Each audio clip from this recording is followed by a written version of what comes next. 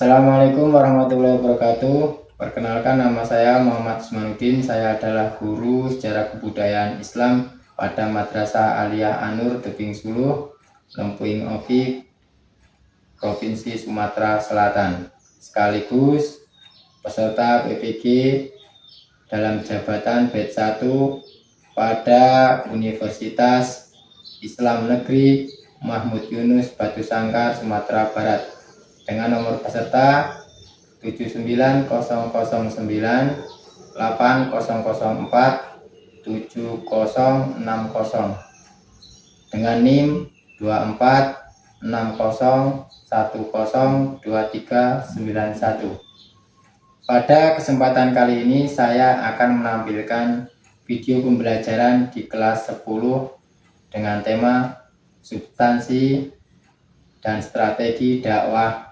Khalifah Ali bin Abi Thalib. Untuk itu, mohon kepada Bapak Ibu dosen memberikan saran dan masukannya terhadap pembelajaran yang saya lakukan. Berikut videonya. Saya akhiri. Assalamualaikum warahmatullahi wabarakatuh. Assalamualaikum warahmatullahi wabarakatuh. Waalaikumsalam warahmatullahi wabarakatuh.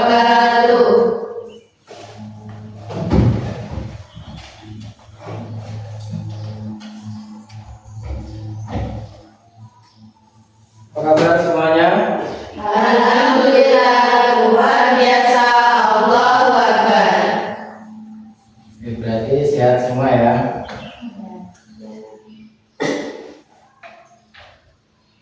Sekarang kita cek dulu sebelum kita belajar, kita cek kerapian. Coba berdiri semuanya, cek kerapian. Ya, cek, udah rapi semua. Sekarang kita cek kelas kita. Nah, mana? Kira-kira udah bersih apa belum? Coba lihat kanan kiri ada sampahnya enggak? Tidak. Nah, itu masih ada sampah. Coba diambil. Yang bawah itu, yang bawah diambil. Sampahnya ini, diambil.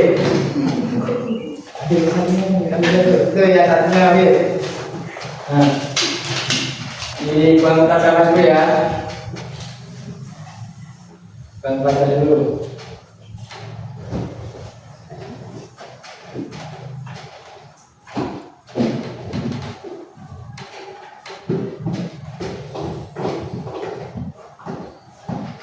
Oke, sebelum kita mulai, saya mau memberikan nasihat. Sebelum kita mulai belajar, alangkah baiknya kita berdoa agar ilmu yang nantinya kita dapat bisa bermanfaat untuk kita. Ya, mari silakan duduk. Setelah itu kita berdoa. Buka kelas, silakan Najwa nanti silakan. Ini doanya, silakan. Siap berdoa. Bismillahirrahmanirrahim. Alhamdulillahi Rabbil alamin. Ar-Rahmanir-Rahim. Maliki yaumiddin. Iyyaka na'budu wa iyyaka nasta'in. Ihdinas shiratal mustaqim. Shiratal ladzina an'amta 'alaihim ghairil maghdubi 'alaihim waladdallin. Amin. Rabbi shrah li sadri wa yassir li amri wahlul 'uqdatam min lisani yafqahu qawli. Rabbana la ilma lana illa ma 'allamtana inna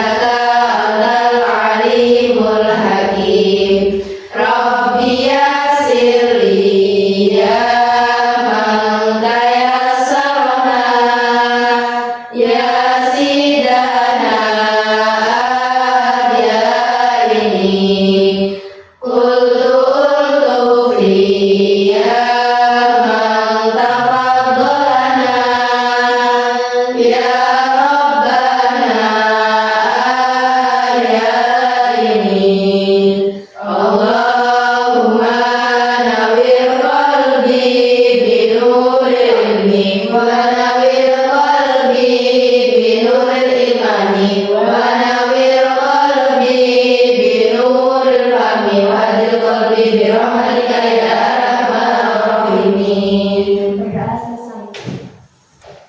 Oke. Alhamdulillah ya. Setelah kita berdoa, mudah-mudahan nanti ilmu yang kita dapat bisa bermanfaat untuk kita semuanya. Amin. Nah, selanjutnya saya mau absen dulu ya. Anissa, sudah. Devita, Vidya, Hadir. Najwa, Hadir. Cindy,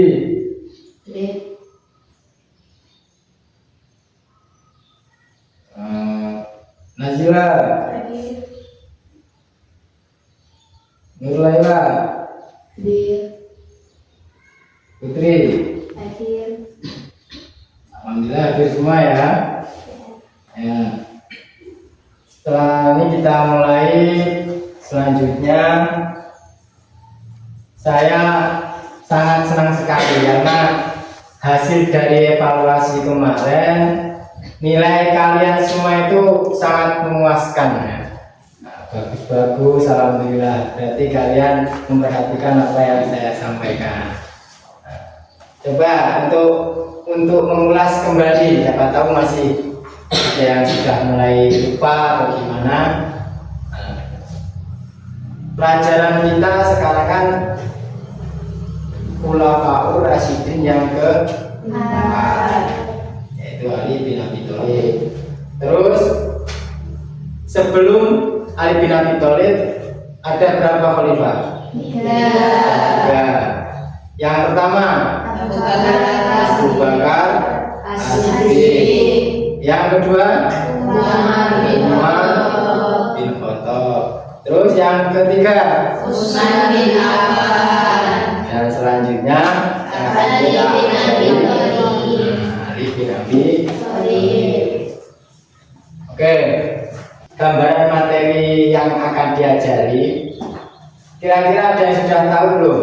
Ali bin Abi Thalib itu mempunyai hubungan darah dengan Nabi Muhammad SAW. Jadi apa hubungannya? Oh, sepupu. Bagus. Ada yang lain? Sebagai Menantu. sepupu. Jadi Ali bin Abi Thalib adalah sepupu Nabi Muhammad SAW dari pamannya ya yang bernama Abi Thalib. Bagus ya. Makanya nilai kalian kemarin sangat bagus dan memuaskan. Tepuk tangan buat kalian sendiri.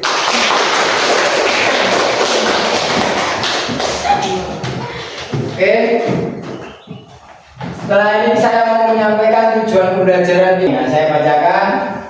Nah, setelah mengikuti pelajaran peserta didik diharapkan dapat pertama mendeskripsikan substansi dakwah dan strategi yang dilakukan Ali bin Abi Thalib dalam menghadapi tantangan imam.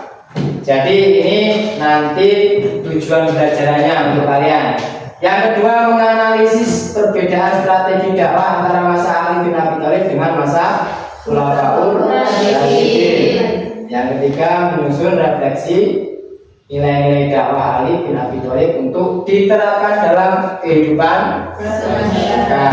Nah, itulah tujuan pembelajaran. Nanti kalian bisa memahami seperti apa yang sesuai dengan tujuan pembelajaran kita hari ini.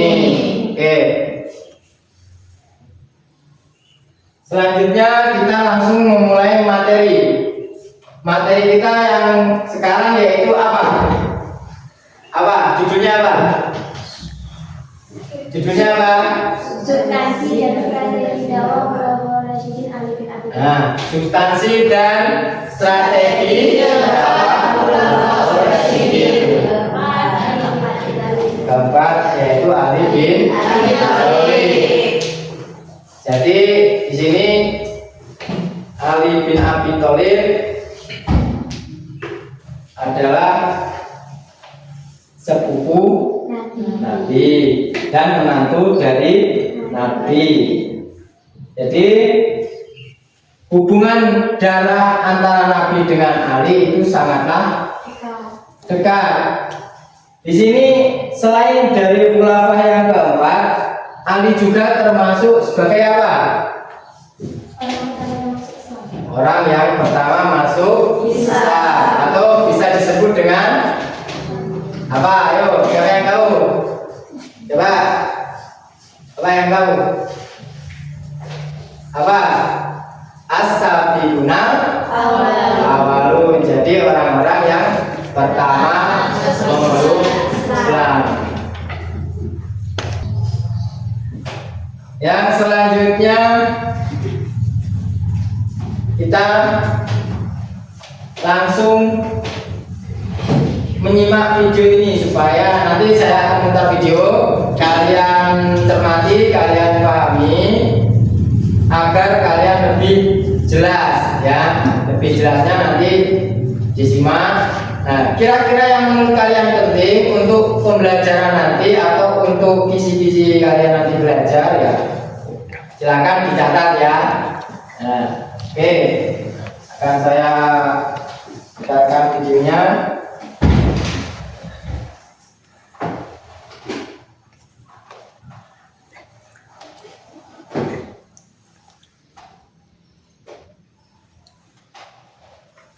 Silakan disimak ya, disimak dan diperhatikan. Yang perlu kalian catat silakan dicatat. Penuh kebijaksanaan sebagai seorang yang mendalami ilmu dan spiritualitas, Ali mengajarkan bahwa pengetahuan adalah hal yang jauh lebih berharga daripada kekayaan materi.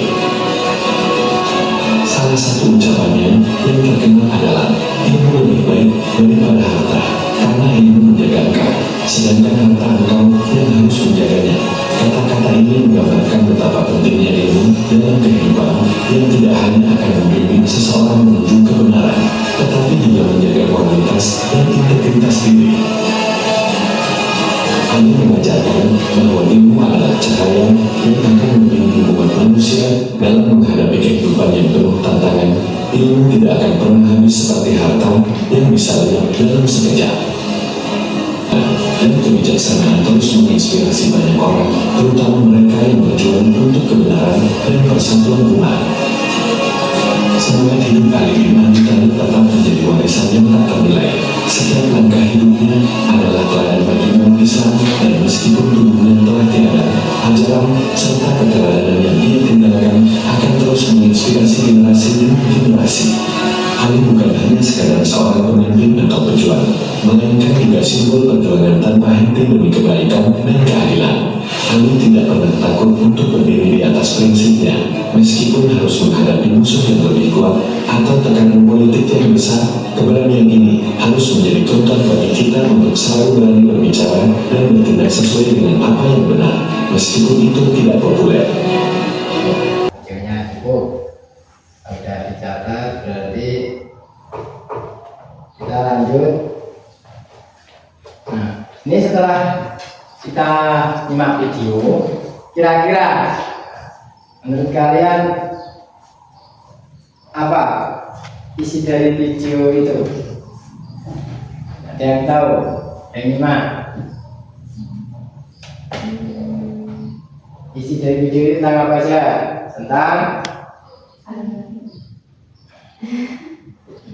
Tentang konflik di masa Ali, ya. Konfliknya itu dari mana? Ada yang lihat tadi tentang konflik. Nah, itu konflik juga masuk dalam materi. Ini penyebabnya. Jadi kita langsung aja ya. Nanti kita buat kelompok. Ini ada berapa ini? 1, 2, 3, 4, 5, 9. Jadi kita buat anak 9 anak, kita jadikan 3 kelompok. 3 kelompok apa 2 kelompok aja? 3 kelompok. 3 kelompok ya. Oke. Nih satunya gabung sini. Ini kursinya dihadapkan ke situ aja. Nih, yang satu. Agak ke sini. Kalau kamu ke sini. Ini Mbak. Sini, itu aja. Di sana. Sana.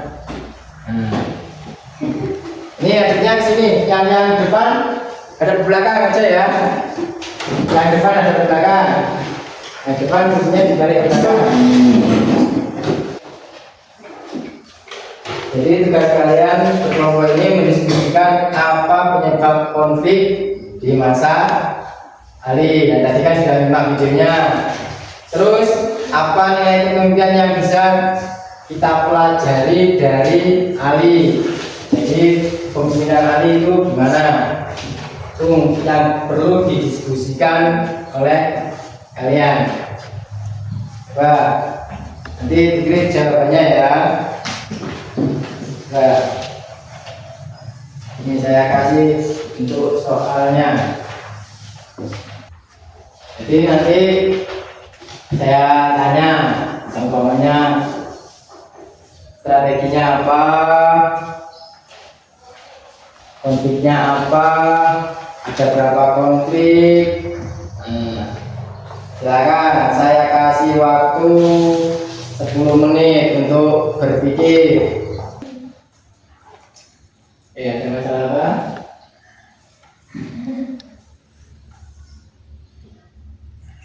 Coba apa masalahnya?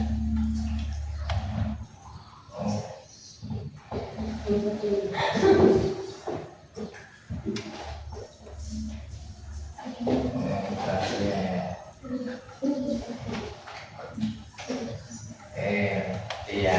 Artinya ini apa? Masalahnya apa? Tidak ada, berarti cerdas semuanya. Alhamdulillah.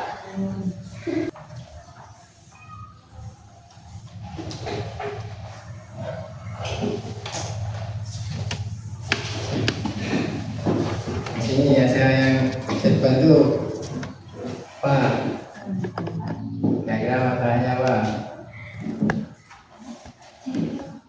Assalamualaikum warahmatullahi wabarakatuh. Waalaikumsalam warahmatullahi wabarakatuh.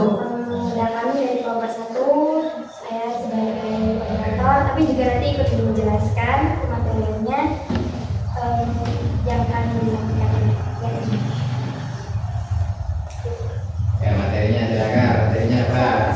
Tadi bahannya kalian dapat soal apa? Kami dapat soal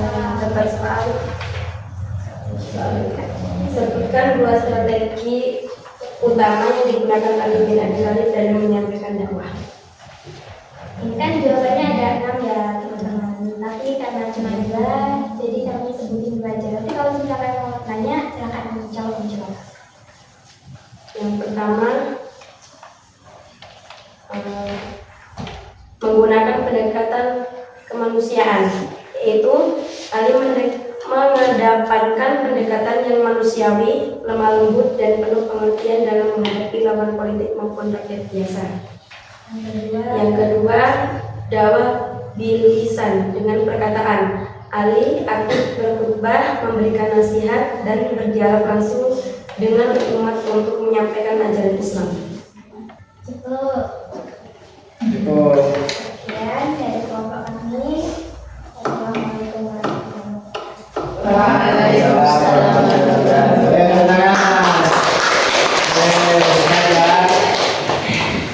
warahmatullahi wabarakatuh.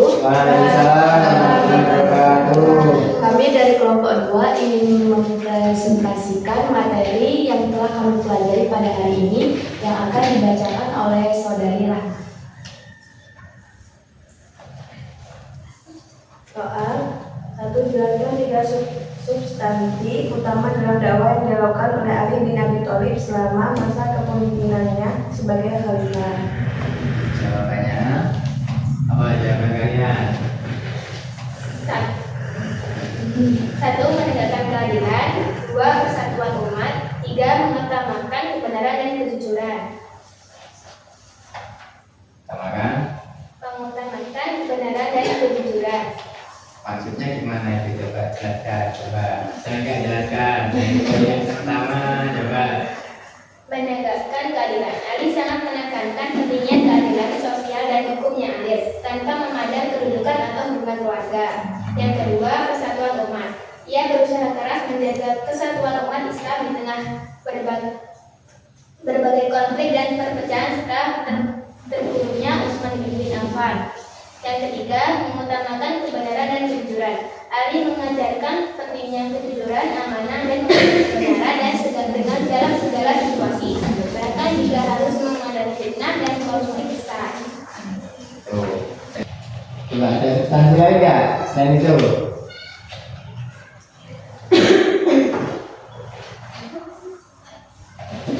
Coba. Gak ada. Ada. Coba. Kan dan jelaskan apa? 4. Kesederhanaan dan zuhud. 5. Pendidikan dan ilmu pengetahuan. 6. Hak asasi dan kesejahteraan rakyat. Itu. Paham? Paham belum? Paham. Udah ada yang tanya kan? Ada. Bagus, silakan. Tuh. Baiklah, sekian dari kami. Kami akhiri. Wassalamualaikum warahmatullahi wabarakatuh. Waalaikumsalam warahmatullahi wabarakatuh. Untuk kelompok yang kedua soalnya apa? Substansi. Oke, tepuk tangan dulu ya. Assalamualaikum warahmatullahi wabarakatuh. Waalaikumsalam warahmatullahi wabarakatuh. Kami dari kelompok 3 akan mempresentasikan pelajaran hari ini. Saya sebagai moderator bersama sebagai fasilitasi, dan ini di samping saya Nazila Amania sebagai pembaca. Dipersilakan kepada Nazila Amania. Bagaimana Ali bin Abi Thalib diangkat menjadi khalifah? Apa itu soalnya ya? Bagaimana proses pengangkatan Ali menjadi khalifah?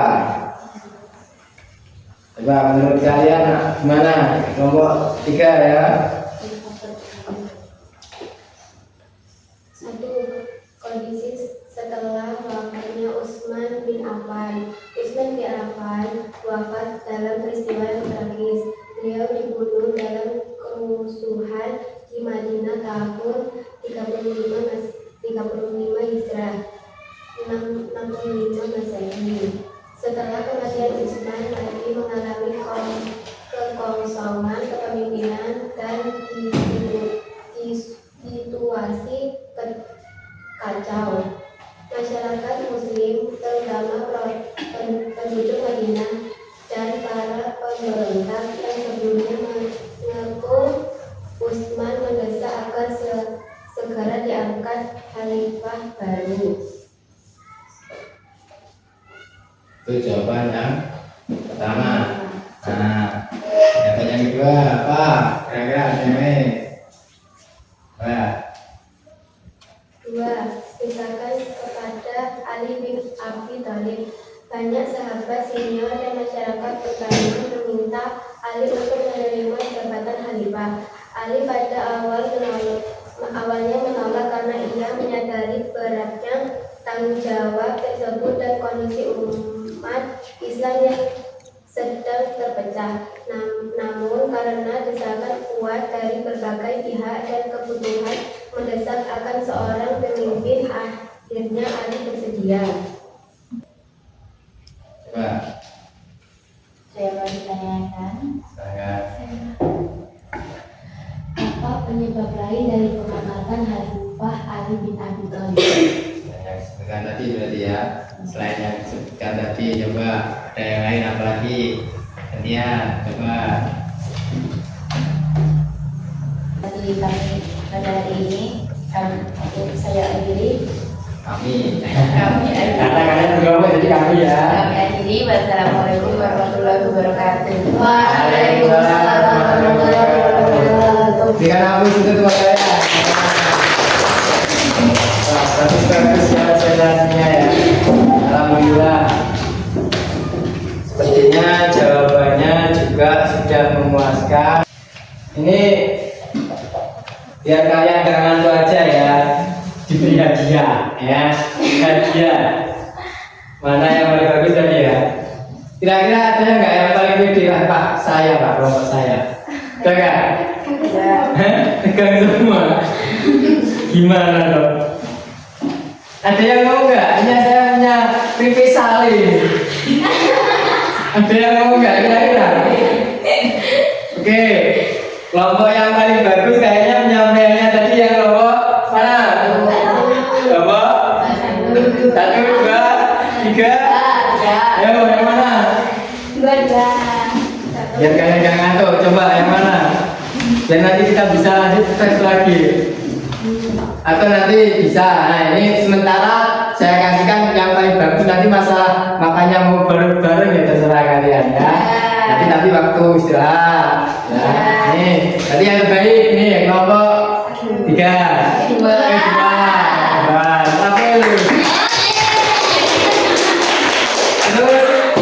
Terus setelah dipahami dan dicermati dari hasil kalian memberikan materi presentasi, bisa dijelaskan atau bisa disimpulkan bahwa kepemimpinan Ali itu diawali dengan adanya konflik atau banyaknya konflik dikarenakan kekosongan kepemimpinan. Nah itu faktor utama yang mengakibatkan Ali ditunjuk menjadi khalifah yang keempat. Terus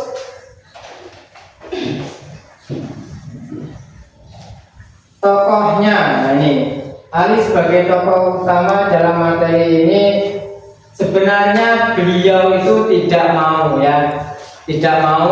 saya tambahi untuk penjelasan tadi mungkin ada tambahan. Jadi untuk materi tadi bahwasanya Ali itu sebenarnya tidak mau menjadi khalifah ya, karena dia merasa kurang mampu. Karena Ali setelah itu Ali berpikir karena kurangnya, karena tidak adanya khalifah, maka dengan terpaksa dia menyetujuinya ya. Simpulannya seperti itu. Terus sosok dari Ali seperti apa? Menurut kalian orangnya pemimpin yang adil atau gimana?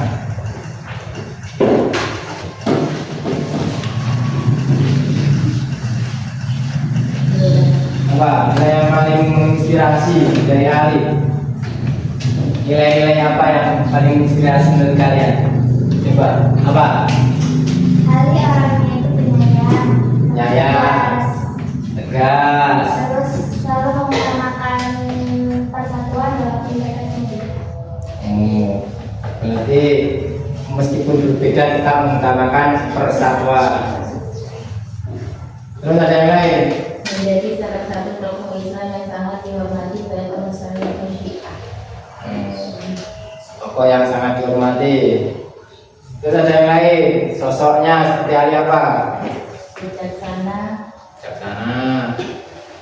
Terus apalagi? Sangat cerdas dan fasih berbicara. Sangat cerdas dan fasih berbicara. Ada yang masih satu ketinggalan apa? Coba. Adil. Nah, itu yang paling penting itu Ali adil. Kalau orangnya itu emang Ali itu orangnya cerdas. Bahkan dalam Islam itu terkenal Ali sebagai pintunya ilmu. Itu saking hebatnya beliau menjadi pintunya ilmu. Nah, gerbangnya ilmu. Jadi berarti kalau gerbang itu semua ilmu bisa masuk. Berarti menguasai segalanya. Nah, tuh. Jadi setelah itu bagaimana? Ya coba, bagaimana kita menerapkannya? Ya, menerapkan sikap-sikap Ali itu ke dalam kehidupan kita. Coba di kehidupan kita sehari-hari, namanya ya gimana? Contohnya Itu Pak, selalu apa? berani dalam menghadapi masalah, adil sebagai pemimpin, penyayang dengan keluarga dan orang. Oh bagus, tepuk tangan. Ya, bagus. Ada yang lain coba, silakan, monggo. Gak apa-apa, jangan takut salah karena kalian masih tahap belajar. Nah, nanti kalau kurang pas nanti saya benerin, ya, umpamanya ya. Silakan, ada yang lain. Silakan. Gak apa-apa, jangan malu-malu. Dapat menjalankan hidupnya sederhana. Oh bagus, karena sederhananya nih ya. Oke, yang lain. Dan teguh dalam prinsip. Jadi setelah kita pelajari bareng-bareng ya, ini kita simpulkan atau saya simpulkan bahwa materi pelajaran kita ini tentang khalifah yang keempat yang bernama Ali. Terus kita simpulkan lagi, apa lagi? Jadi apa yang bisa kita terapkan dalam kehidupan kita sehari-hari, yaitu dengan mulailah kita ya kan, kita berlaku adil di kelas. Maksudnya adil gimana? Tugas seorang siswa samanya bersih-bersih ya bersih-bersih, itu adil dengan diri kita sendiri ya. Waktunya temennya piket ya piket itu. Jangan pas waktunya temennya piket nggak mau piket, kamu nggak mau piket, pas waktunya kamu piket. Nah itu ya. Jadi berlaku adil di kelas. Terus menghargai teman yang berbeda pendapat, nah musyawarah. Nah itu kesimpulannya yang jelas kita harus memiliki sifat yang adil, yang jujur, berani dan saling menghargai antar sesama. Tuh, paham? Nah, tuh. Jadi kesimpulannya mudah-mudahan kita sebagai generasi ya bisa menjadi generasi yang solihah, karena ini kelasnya kelas cewek semua ya, karena waktunya untung pas jamnya jam cewek di kelasnya, jadi ya maklum. Terus untuk materi kedepannya kita akan bahas apa? Coba dilihat tentang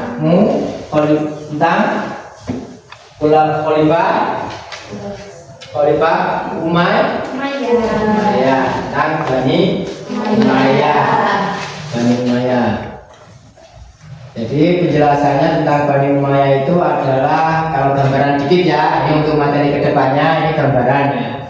Nah ini Umayyah, Bani Umayyah itu didirikan oleh seorang Muawiyah ya. Muawiyah itu siapa? Muawiyah itu adalah putra dari Abu Sufyan ya, dari Abu Sufyan. Nah di situ Khalifah Bani Umayyah itu berdiri itu setelah berakhirnya masa jabatan Khulafaur Rasyidin yang keempat. Siapa tadi? Ali bin Abi Thalib. Nah setelah itu maka muncullah Bani Umayyah yang dipimpin pertama kali oleh siapa? Muawiyah. Ya, jadi jangan salah ya. Baninya Bani Umayyah. Ya, yang memimpin siapa? Muawiyah bin Abi Sufyan. Ya, kayaknya kalian penangkapannya sangat cerdas lah, lumayan lah, sangat cerdas.